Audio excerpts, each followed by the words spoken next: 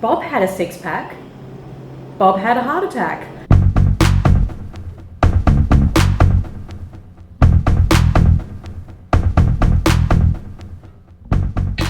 There's only one diet that's ever been proven to reverse heart disease in the majority of patients, a diet centered around whole plant food. So, anytime anyone tries to sell you on some new diet, do me a favor, ask them one simple question. Has it been proven to reverse heart disease, the number one reason you and all your loved ones will die? If the answer is no, why would you even consider it, right? Only one diet has ever been proven to do that. That's not cherry picking. There's only one cherry. In fact, if that's all a plant-based diet could do, reverse the number one killer of men and women, shouldn't that be the default diet until proven otherwise? Good morning, guys. It's morning for us anyhow. Check out this gorgeous breakfast. We got oatmeal, apples, raisins, walnuts, frozen strawberries, and cinnamon. I've started eating already because I was too hungry. It's 11 o'clock. I know. We just got back from the gym, so we're smelly, we're sweaty, we're not looking our best, but you got a mouthful. I'll keep talking. We wanted to do a very quick video. We've actually been traveling. We're currently in Kuala Lumpur, Malaysia, so we're out of the loop, but we wanted to record a very quick response video for Bob Harper. Someone sent us a Snapchat saying Bob Harper, the fitness trainer for The Biggest Loser, either current or former, I don't know, we don't watch it, had a heart attack at age 52 recently. 51. 51? Okay. Anyway. Shocking. It's amazing because It is and it isn't. Well, that's true. The person that messages said, well, he's one of the fittest and healthiest people in America. So what's going on? So it just goes to show you that it doesn't matter how fit one looks on the outside, you can't see the inside of someone's arteries from the outside of their body. It's what you put in.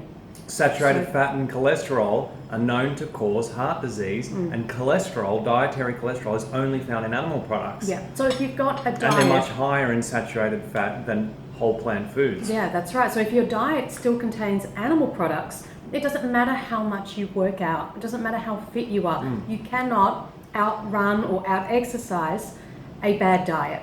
If you start your day with oatmeal and fruit, as opposed to eggs and bacon or sausages or whatever, the difference. Yeah, I mean, for starters, amazing. Oatmeal doesn't contain dietary cholesterol because it's a whole plant food. And it also has the benefit of reducing cholesterol. And we're also thinking that, the whole premise behind The Biggest Loser is dropping a lot of weight very quickly, which they do via calorie restriction and excessive training. Now, anyone can do that, but it's not sustainable in the long run. You look at the studies that came out about Biggest Losers in the past, how they've regained weight that they lost. So it's not a sustainable program to calorie restrict on animal products, high protein, high animal fat. And then the trainer's gone and had a heart attack. It doesn't work, So we just thought this was, shocking but not shocking. It's a great example. We're very glad that he's okay. He was actually, I think he was unconscious for about 2 days, so it was quite serious. And he's only 51 years old. If this can happen to a guy of his young age and his fitness level, well, it's not surprising why this is our number one killer. 17 million people around the world. Every year. And over 600,000 in the United States alone.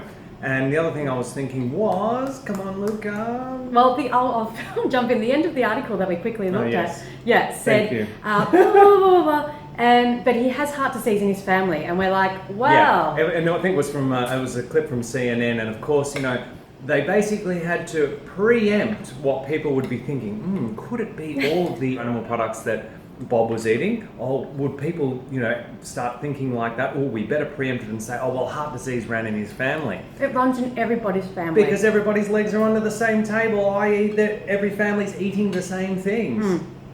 We have heart disease in our families. Yeah. And I'm sure everybody around the world knows of somebody in their family who has suffered from heart disease. And that's because the majority of people are eating the same thing. The standard Western diet, meat, dairy, eggs, and processed foods. Yeah. So I think this is a great wake-up call for a lot of people who idolize these fitness gurus who look great on the outside. And I remember years ago I was at the gym one day and I was speaking to a woman in her 50s. She was a mother. She was following the paleo diet. And she was talking to me, well, I was talking to her actually about eggs and cholesterol and heart disease and the dangers of this. And she said, but do you have a six-pack? And I'm like, who cares if I've got a six-pack? It's what's going on the inside. Bob had a six-pack. Bob had a heart attack. A six-pack does not protect you from heart disease. So we're going to link some information down below on how to prevent heart disease. It's very simple. Dr. And Esselstyn, reverse it if you've got and it. reverse it, yeah. Dr. Esselstyn has reversed heart disease over and over and over again with the same diet. Atherosclerosis, hardening of the arteries, begins in childhood. By age 10, the arteries of nearly all kids raised on the standard American diet already have fatty streaks, the first stage of the disease. Then, the plaques start forming in our 20s, get worse in our 30s, and then can start killing us off. In our heart, it's called a heart attack. In our brain, it can manifest as a stroke. So if there's anyone watching this older than age 10, then the choice isn't whether or not to eat healthy to prevent heart disease, it's whether or not you want to reverse the heart disease you likely already have. Is that even possible? When researchers took people with heart disease and put them on the kind of plant-based diet followed by populations that did not get epidemic heart disease, their hope was that it might slow the disease process down, maybe even stop it. But instead, something miraculous happened. The disease started to reverse, to get better. As soon as patients stopped eating artery-clogging diets, their bodies were able to start dissolving some of the plaque away, opening up arteries without drugs, without surgery. So that's our very quick response. Eat your oatmeal and fruit, leave the eggs and meat and dairy and all of those animal products. They're not doing your body any good, especially your heart. Doesn't matter what you look like on the outside. It's the old ticker that counts. Exactly. Like, share, and subscribe. Click the bell to receive notifications. Why are you pointing at me for? I'm not the bell. I know. Ding me, ding me. And check the box as well. You got all these steps. Thank you, YouTube, for making it so simple to watch videos these days. And remember, until next time, guys, that going vegan is not the most we can do. It's the least we can do, especially for your heart. See you next video. Bye, guys. Okay, on a scale of 1 to 10, 1 being totally fine and 10 being disaster, where does cheese sit? How dangerous is it, and what kind of health problems does it cause? Well, do I have to stick with 1 to 10, or can I go to 11 or 12? You can go for it. Here's what I'm talking about. The average American consumes 60,000 calories worth of cheese every single